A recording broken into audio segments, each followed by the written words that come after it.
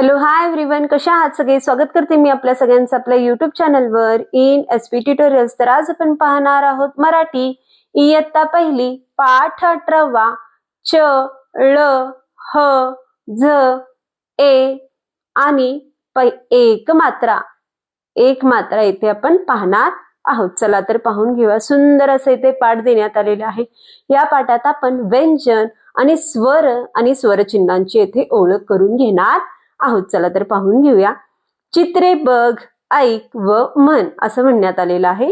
तर इथे आपल्याला चमच्याचं चित्र देण्यात आलेलं आहे. चमचा जो शब्द आहे तो च या व्यंजनापासून तयार होतो. च या व्यंजनापासून तयार होतो. तर च पासून आपण चमचा म्हणू शकतो, चार म्हणू शकतो, चाक म्हणू शकतो. असे विविध शब्द या च या व्यंजनापासून अक्षरापासून येथे तयार होऊ शकतो. पुढील चित्रात आपल्याला दाखवण्यात आलेला आहे माळ. माळ जो शब्द आहे तो ळ पासून तयार होतो. ळ सुद्धा काय आहे? एक व्यंजन आहे. तर ळ या व्यंजनापासून, ळ या अक्षरापासून वेगवेगळे शब्द तयार होऊ शकतात, जसे की नळ, बाळ, पळ. तर असे वेगवेगळे शब्द येथे आपण ळ या अक्षरापासून तयार करू शकतो. तर पुढील चित्रात आपल्याला हरिण दाखवण्यात आलेला आहे. तर जो हरिण शब्द आहे तो ह या व्यंजनापासून तयार झालेला आहे. ह हा व्यंजन आहे. तर ह पासून असे अनेक शब्द इथे तयार होऊ शकतात. ह पासून हत्ती होऊ शकतो, ह पासून हात होऊ शकतो, तर ह पासून हार सुद्धा होऊ शकतो. तर पुढे आपल्याला कृती देण्यात आलेली आहे. चला तर पाहून घेऊया. च ळ ह आवाज आहे.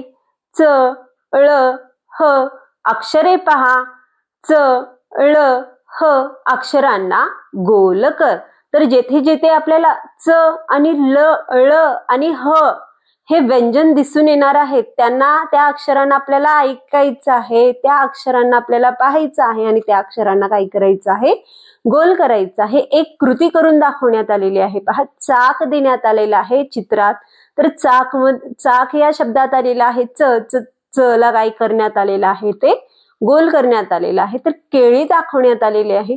केळीमध्ये आलेला आहे क, तर क ला काय करून घेऊया? गोल करून घेऊया.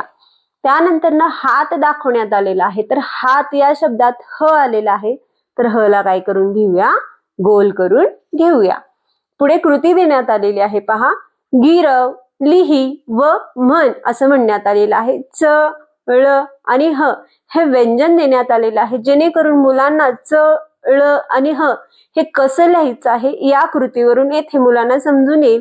आणि हे व्यंजन लिहित असताना, हे अक्षर लिहित असताना त्यांच्यावर काय करायचं आहे? गिरवायचं आहे, लिहित लिहित म्हणायचं आहे, जेणेकरून मुलांना येथे काय होईल? या अक्षरांसोबत ओळख होईल. तर सूचना देण्यात आलेली आहे. पहा, विद्यार्थ्यांना विविध शब्दांमधील च ळ ह ध्वनीची ओळख करून द्यायची आहे. च ळ ह अक्षरांच्या लेखनाचा येथे मुलांकडून सराव करून घ्यायचा आहे.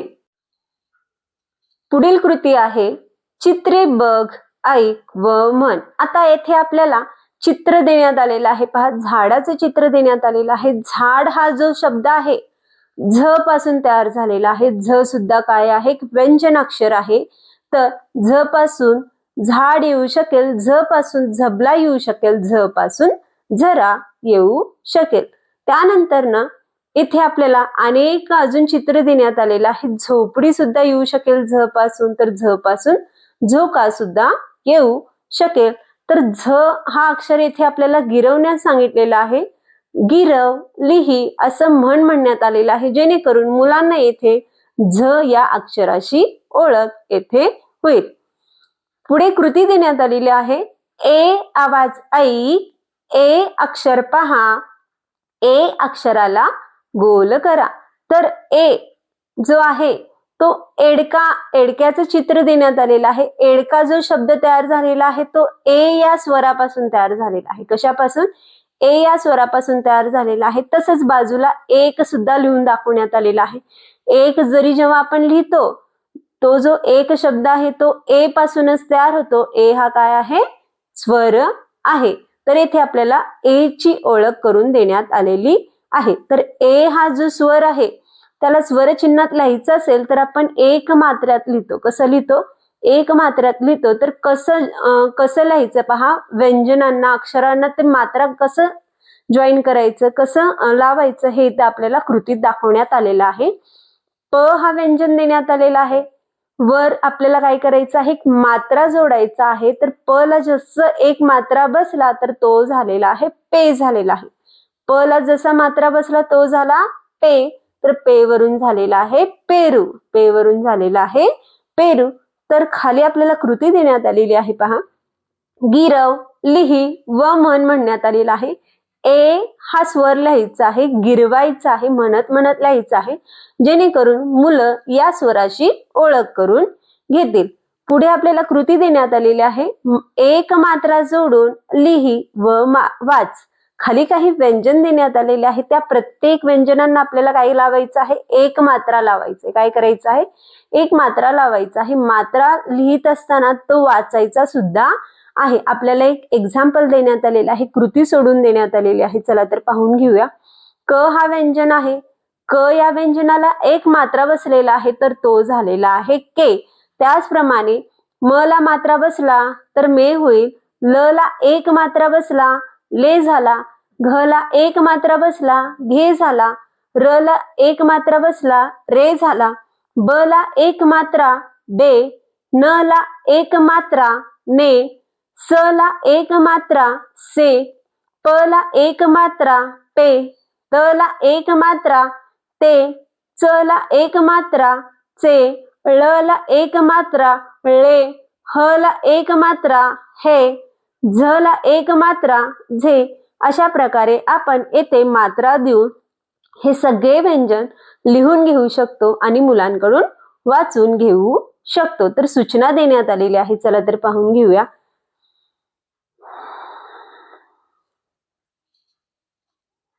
विद्यार्थ्यांना विविध शब्दांमधील झ ए ध्वनीची ओळख करून द्यावी. झ ए अक्षरांच्या लेखनाचा सराव करून घ्यावा. विद्यार्थ्यांना एक मात्रा या स्वरचिन्हाचा येथे परिचय करून द्यायचा आहे. अक्षरांना एक मात्रा हे स्वरचिन्ह जोडून लेखनाचा मुलांकडून सराव करून घ्यायचा आहे. विद्यार्थ्यांकडून परिचित अक्षरांचे, ओळखीच्या अक्षरांचे व शब्दांचे श्रुतलेखन करून घ्यावे. श्रुतलेखन म्हणजेच काय, त्यांच्याकडून ऐकून घ्यायचं आहे, त्यांना ऐकवायचं आहे. त्याला श्रुतलेखन असं म्हटलेलं आहे. ऐकत ऐकत लिहायला सांगायचं आहे. पुढे काही वाक्य देण्यात आलेले आहेत. चला तर पाहून घेऊया. ऐक व म्हण असं म्हणलेलं आहे. तर सगळे हे मात्राचेच आहेत. सगळे शब्द कसे आहेत, मात्रा रिलेटेडच आहेत. चला तर पाहून घेऊया. हेमा सरबत कर. चेतन सरबत पी. नेहा सरबत पी. तर अशा प्रकारे येथे आपल्याला मात्रावाले शब्द देण्यात आलेले आहे, जेणेकरून मुलांना मात्रावाले शब्द उच्चारता यावे म्हणून. पुढे कृती देण्यात आलेली आहे पहा. शब्द बघ व लिही. खाली काही शब्द देण्यात आलेले आहेत आणि त्यांचे चित्र सुद्धा देण्यात आलेले आहे. ते चित्र पाहून पाहून आपल्याला ते शब्द काय करायचे आहेत, पुन्हा लिहून काढायचे आहेत. पेरू देण्यात आलेला आहे. पेरू लिहून घेऊया. केळी दाखवण्यात आलेली आहे. तर केळी ऍज इट इज कॉपी करायचं आहे. म्हणत म्हणत मुलांना लिहायला सांगायचं आहे. रेग देण्यात आलेला आहे आणि तबेला आहे. तर इथं तबेला असं लिहून घ्यायचं आहे. पुढे शब्दकोडे देण्यात आलेले आहेत पहा. शब्दकोडे पूर्ण करा, सांग व लिही. चित्र दाखवण्यात आलेलं आहे पहा. मका आहे. तर मकाचे इथं आपल्याला शब्द लिहायचा आहे. म ऑलरेडी देण्यात आलेला आहे, अगोदरच देण्यात आलेला आहे. म च्या खाली फक्त आपल्याला कलाकाना का, म का असं लिहायचं आहे. तर इथं झाला मका.